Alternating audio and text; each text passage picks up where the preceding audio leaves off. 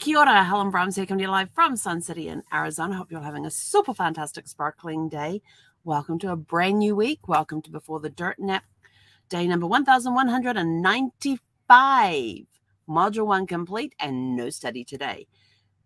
Tomorrow will be 100 days since we celebrated the 3-year mark, because our 3-year mark was 1,096 days, and 100 days is tomorrow. So I can't believe it's already been 99 days since we had the celebration of 3 years of doing Facebook Lives and morphing them into the Before the Dirt Nap podcasts every day. Been live every day for 3 years and 99 days. Tomorrow will be 3 years and 100 days. It's hard to believe that. But yes, so last night I got all my study completed. I had the assessment ready to go. I'd gone in and done all the answers, and it's open book testing as well. And I kept going back and checking on terminology and things, and then looking at my answers and going, well, does that answer the question correctly? And then I ended up sending a note to the facilitator, because we've got a class of like about 30 people, I think it is. And we're split into groups of 10, and we each have a facilitator. We have the overall instructor for the group, and then we have facilitators that help the instructor. And so I sent my facilitator a question saying, well, this is what I think, and this is what I'm answering. Am I overthinking? And am I overthinking this? And I said, this is how I'm answering these questions. This is why. Am I totally overthinking it and missing something completely? And she replied today quite correctly to say, this is your work, I cannot comment on it. And I was like, okay. But then I went back again and read the questions again, and I thought, do I change the answer or not change the answer? And I always remember I had this instructor when I was at Northern Virginia Community College, and he always said, always go with your first gut instinct on the answers, because he said, if you go and change the answers, you're either changing a right to a wrong or a wrong to a wrong. He said, very rarely, if ever, will you change a wrong to a right. And I've always remembered that. And I'm like thinking, I'm just going to leave it.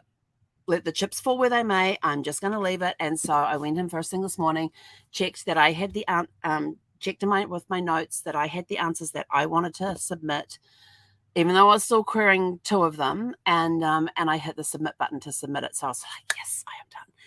And then later on today, I was sort of like mid-afternoon, I was like, did I submit the answers? Or did I save the answers? And so I went back in to check. And the way that you check is you go like you're going to do the assessment again, and it tells you, hey, you've already submitted the answers for this. I'm like, thank goodness for that.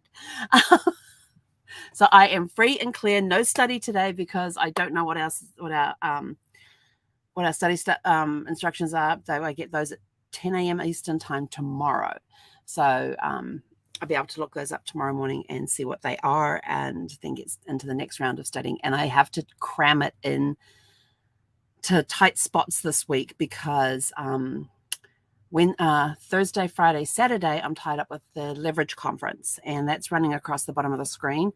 And it's going to be an amazing, amazing event. I got the agenda today for the speakers, and I'm going through and go, no, that one, no, that one, no, that one.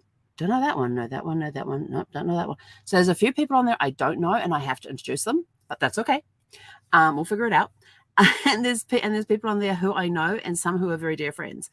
So I'm sort of like, I get to introduce my friends. Oh, that's kind of a little nerve-wracking. and I'm more nervous about introducing my really good friends than I am about introducing somebody I don't know. I don't know if that's, if you're an MC for an event, do you have issues with that? Do you have the same type of issues when you're more nervous about introducing somebody who is a very dear friend over somebody you've never met before? Who are you more nervous at introducing? I'm curious. It's just one of those curious questions getting thrown out there. So busy day today. Lots happening today. Pages of notes taken for stuff that has to get done, and just trying to work things out for clients today on the help chat and that sort of thing as well. So it was a pretty steady day. And by the end of it, I had a horrendous headache, which I still have part of. And at 4:00 Pacific time, I was supposed to be getting on the speed networking thing. I was still working on the chat, and I didn't get off that till till after they had locked the doors. So I was like, damn it, because I really wanted to get on that. But I also had this headache going on. It's like, I am not going to be at full capacity. And when I go to something like a speed networking event, I want to give 110%. I don't want to be half listening to somebody while trying to struggle with a headache. So, still struggling with a little bit. Drinking water in case it's dehydration. I'm going to go have some electrolytes after this, see if that helps, because sometimes my electrolytes get a little out of balance and I take some electrolytes and we're good again. So I'm going to go try that. But I did go and have a short nap when I got offline, and then just got back from walking Zephy. So because of the change in times, even though here in Phoenix we don't actually observe daylight saving, we are still affected by the change, because right now it is coming up on 6:15 p.m. Pacific time, but it's 7:15 p.m. for me, and it's too late to take Zephy for a walk at 8 o'clock at night. So we now do her walk before I come and talk to you guys, and we'll do that until we go back. Everybody else goes back onto daylight savings again, and we're back on the same time as the Pacific time. So it's going to be interesting. But what was interesting is that tonight is Diamonds Are Forever.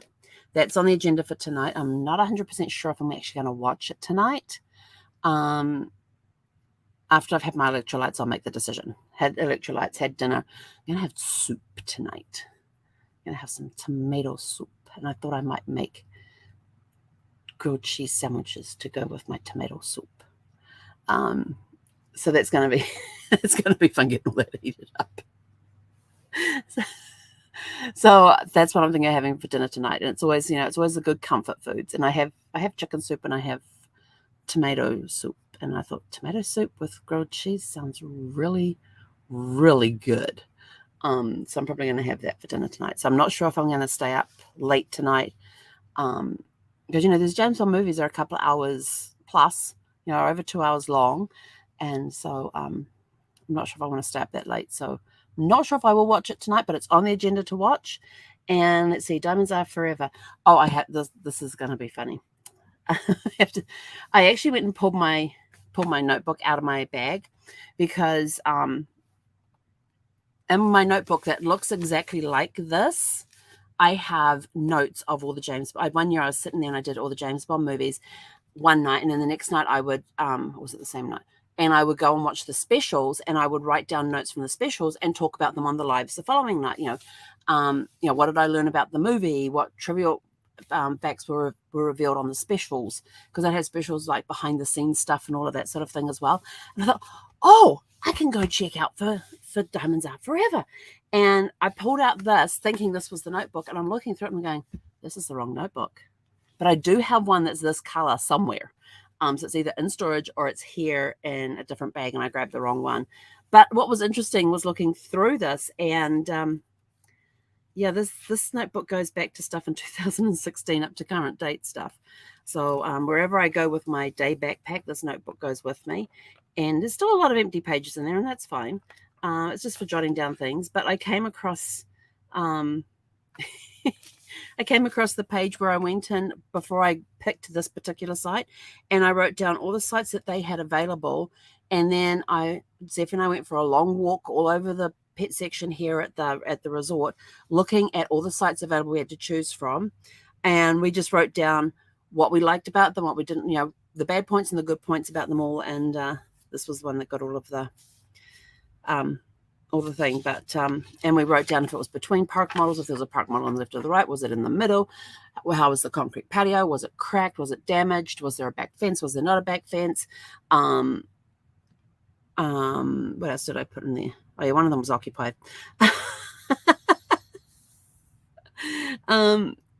What's on the left and the right and that sort of stuff. So it was and also where the lampposts were, because in some resorts, if there is a lamppost in front of your site, you're the person paying the power for it. I don't know if that's the same here, but also too, I don't like lampposts in front of my house, in front of my RV, because it's too bright. If I want to open up my windows in the bedroom, because I've got the pop out that goes on the bedroom where the head of the bed is, and on each side of that pop out are windows, and I can, during the nice cool nights, I can actually open those windows and get a nice cross breeze. And if there's a lamppost out front of the house, it's going to be bright. And I was sort of like, no, not dealing with a lamppost. As it turns out, there's actually one across the road. Across the road and down 2 sites, there's a lamppost there. So it streams into the bedroom if I have the windows open. So I was like, but that's okay. I like this one. It's got the fence on it. And then I was looking through it, and I came across trees that I had drawn in here. And what else have I got in this one? Information on a cruise that a client asked about. different before the dirt nap adventure ideas are in here. So I'm definitely keeping this out to go through this and have a look through that. Presentation by a vendor, meeting notes. And then the highlight was when I got back here towards the front. Oh, yeah. One of my crazy mind maps.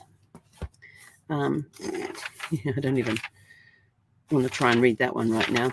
I actually wrote on the 1st of August 2016, this is how long I've been writing these books, I actually wrote 1, 2, 3, 4, 5 pages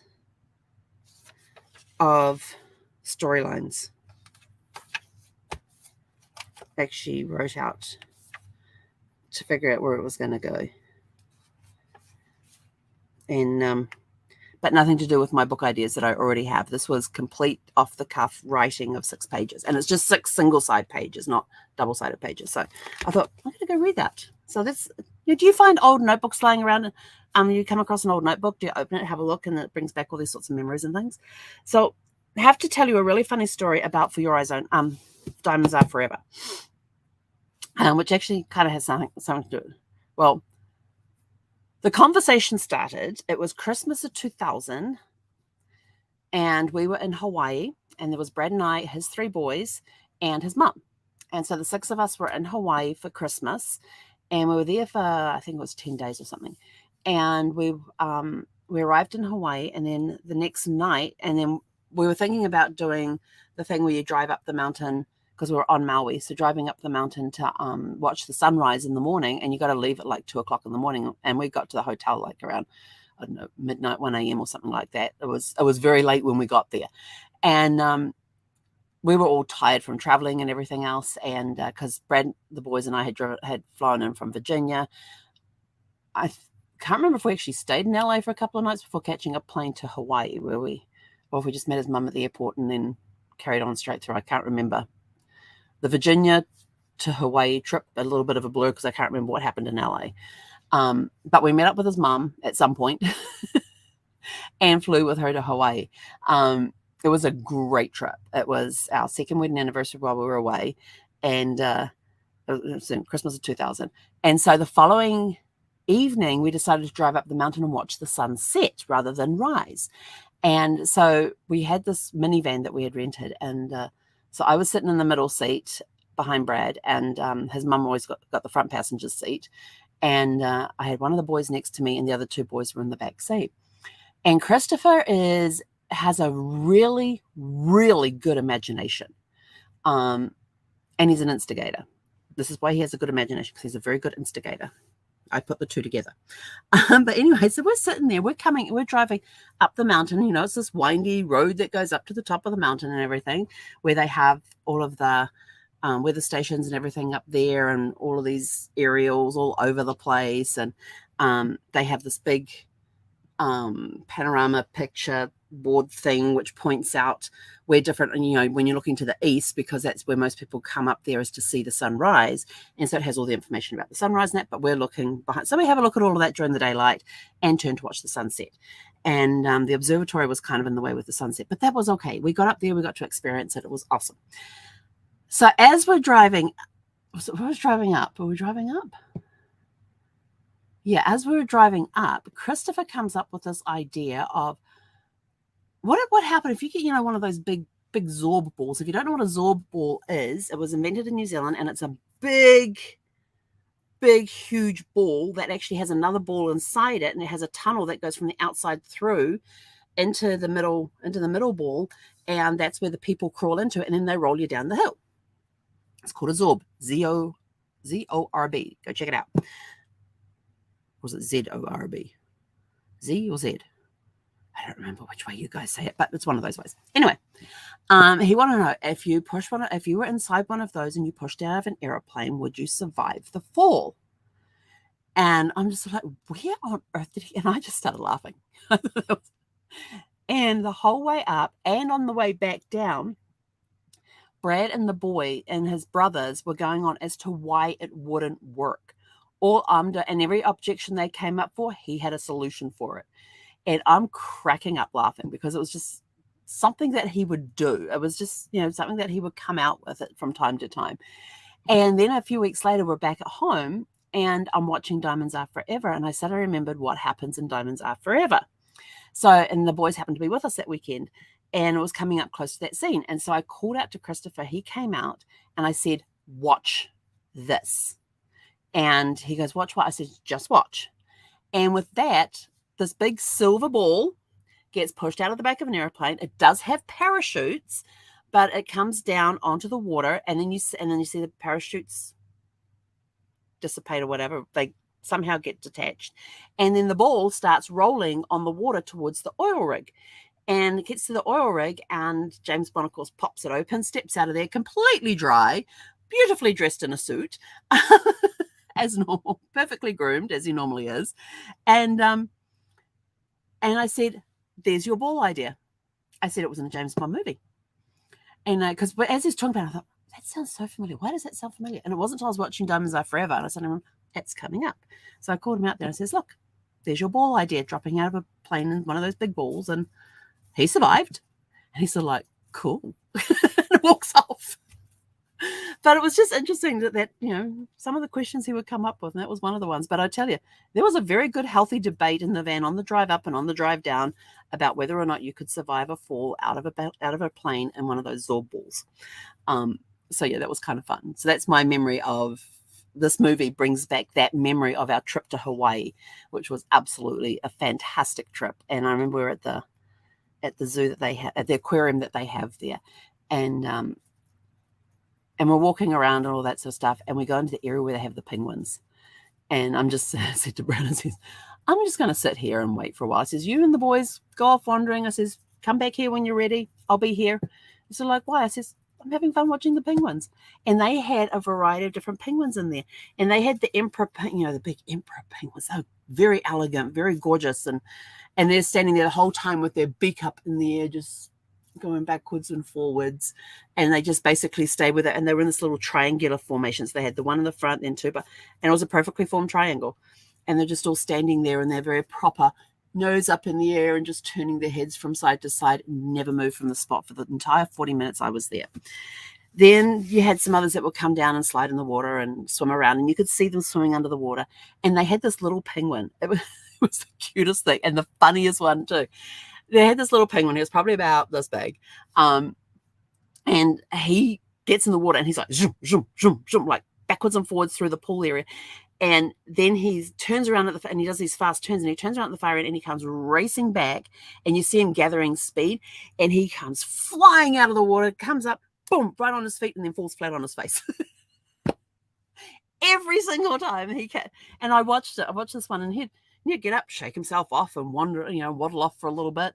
And then later on, he'd come running down again to the little platform where they jumped in and out of the water, and fly into the water and do the zooming thing around the water. And then he'd zoom back up, fly into the air, land on his feet, fall over on his face, get up, shake himself off, walk around. And he did this for the entire 40 minutes I was watching him.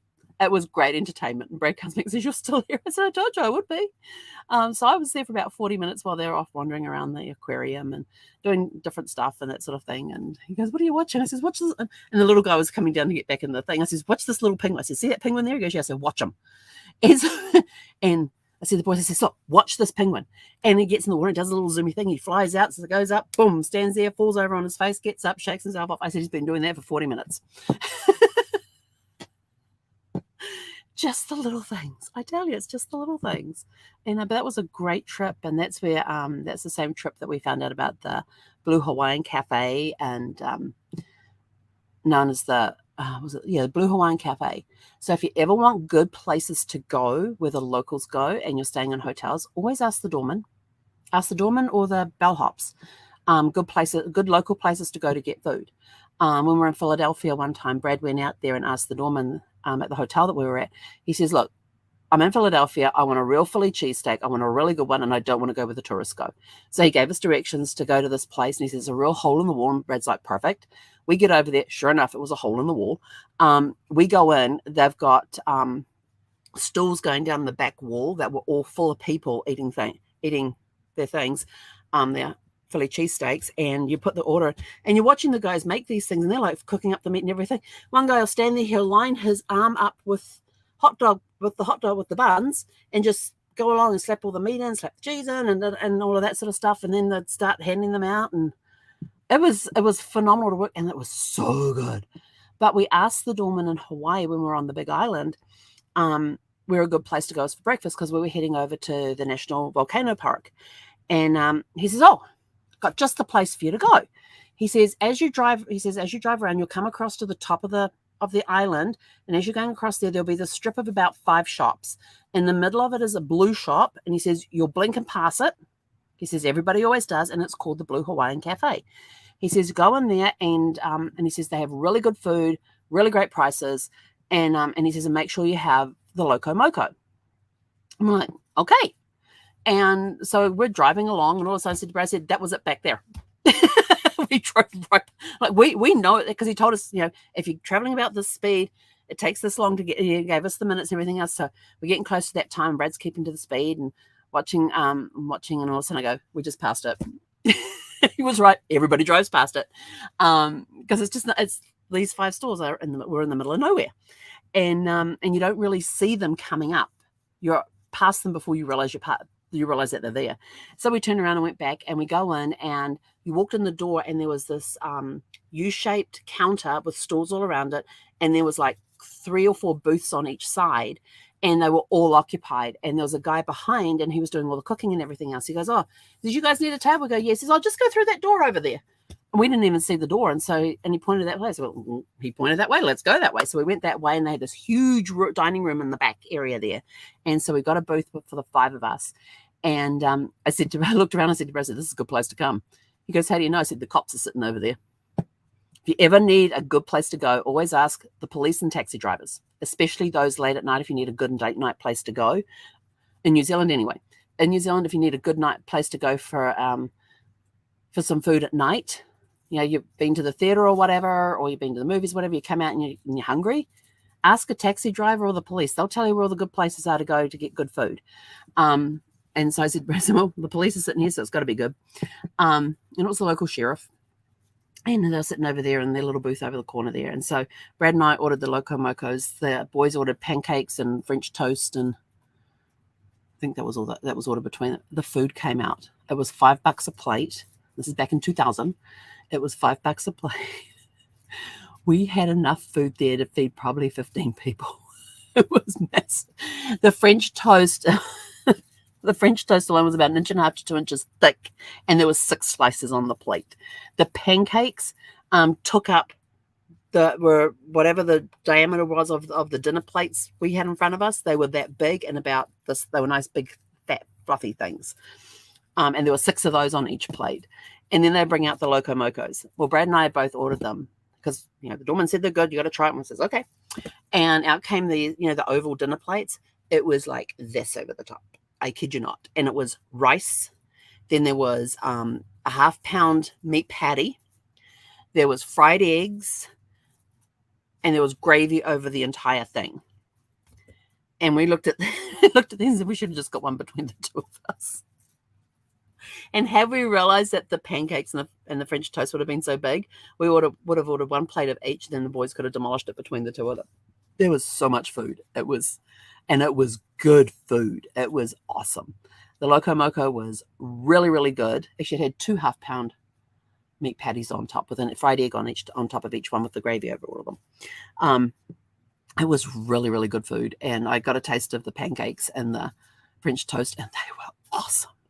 Oh my gosh, I've never had such really good pancakes and French toast before, but they were amazing. And so we all literally rolled out of there. We ate way more than we should have.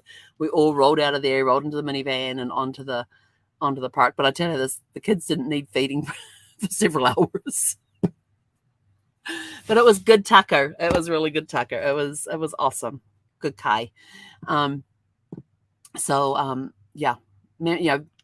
Diamonds Are Forever brings up memories of that trip to Hawaii. Are there any James Bond films that brings up memories of places that you've been, of trips that you've been on, things like that?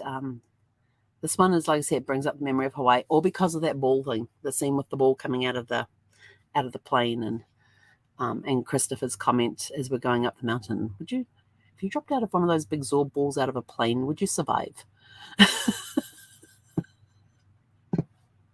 So that's what started that, and that was that memory that goes with for your Diamonds Are Forever. I keep coming up to For Your Eyes Only. That's coming up soon. But Diamonds Are Forever was done in 1971, and it's a pretty good movie. It's one of my favorites. What's the favorites? And then you have, oh god, what are the two dudes? The two gay guys, Mr. Jones and I think it's Mr. Jones and Mr. Smith. They crack me up. The bad guys are these two gay guys, and they just crack me up every single time. And I think this is the one that's got Mr. Kidd and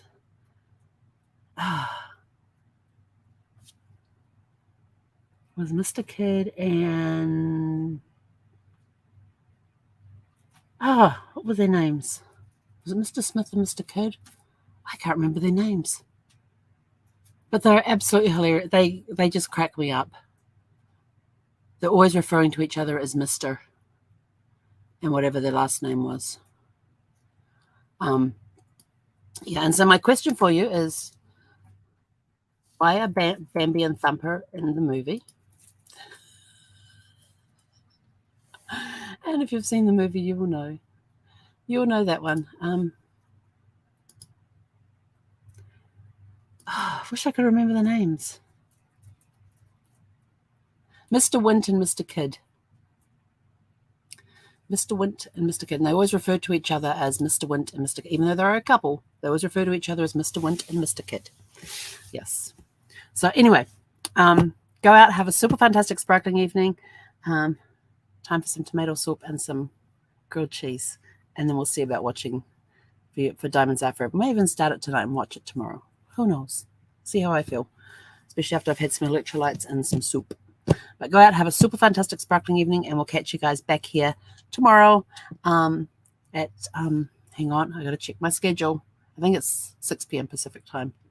Yep, 6 p.m. Pacific. Oh, and 6 p.m. Pacific time, we have Nicole Lanai back. So make sure you come and join us, because she is our little health guru that comes up with different topics on health to make sure that you can live your best life now. So we do have a special guest on tomorrow night. So make sure you come and join us at 6 p.m. Pacific to see what topic Nicole and I are going to discuss tomorrow night. He konera.